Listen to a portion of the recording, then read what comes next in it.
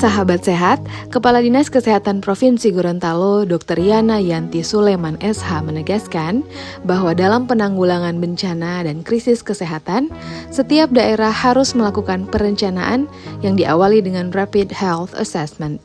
Daerah juga harus menghasilkan rencana kontingensi sehingga ketika ada bencana, kesiapan menghadapinya sudah siap dengan pemetaan potensi daerah rawan bencana. Hal ini sejalan dengan transformasi di bidang kesehatan dan menekankan upaya pencegahan. Kadinkes berharap setelah kegiatan evaluasi ini, daerah mulai melakukan penyusunan rencana dalam menghadapi bencana. Bahwa setiap daerah harus kemudian yang awal harus melakukan perencanaan. Perencanaan tentunya diawali dengan Rapid Health Assessment. Jadi ketika terjadi bencana, daerah itu harusnya sudah siap ketika dia matang dengan perencanaan. Jadi ketika sebelum bencana, ada bencana dan dampak dari bencana itu memang sudah direncanakan. Kedua, kemudian setiap daerah masing-masing kabupaten kota harus kemudian menghasilkan yang namanya renkon atau rencana kontingensi.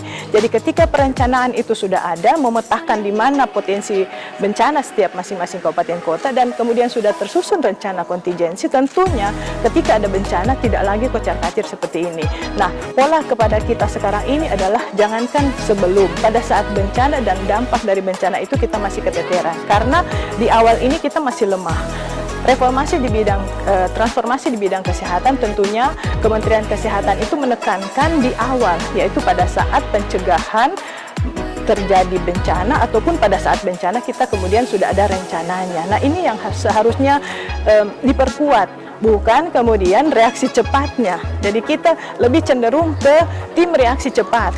Tim reaksi cepat tetap tidak akan cepat, tetap tidak akan tanggap ketika rencana itu ataupun Rapid Health Assessment tidak kita lakukan ataupun dokumen daripada rencana kontingensi tidak kita lakukan. Jadi keluaran daripada pertemuan evaluasi ini kami berharap masing-masing kabupaten kota sudah lebih siap ketika kemudian bencana itu terjadi karena sudah dipetakan, sudah dibuat rencana kontingensinya.